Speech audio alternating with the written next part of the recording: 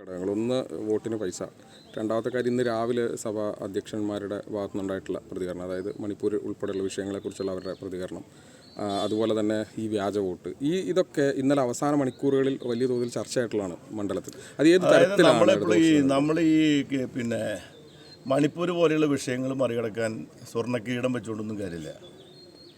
ഈ കപ്പൽ മുങ്ങിയ ചേതം കാവ് ചുവന്ന തീർക്കാൻ പറ്റില്ലെന്ന് കേട്ടിട്ടുണ്ടോ? അങ്ങനെ ഒരു പഴഞ്ചൊല്ലുണ്ട്.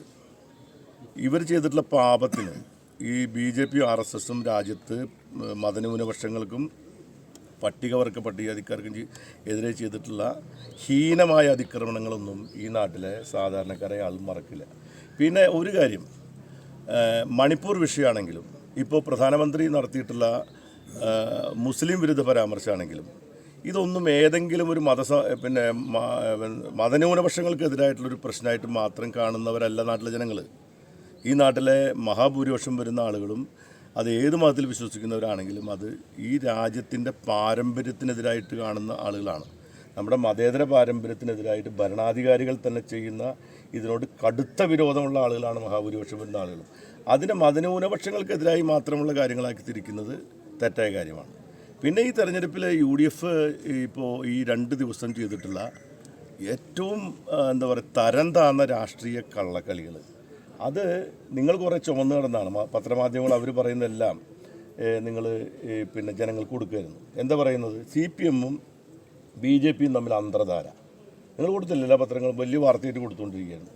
എന്നിട്ട് ഇവിടുത്തെ മുൻ MP പറയുന്നത് ഒരു 25 വോട്ട് വീതം വെച്ച് ചെയ്തതിനെ കണക്ക് മലയാള മനോരമ കൃത്യമായി കണക്ക് 34,894 വോട്ട് CPM BJP കൊടുത്തു.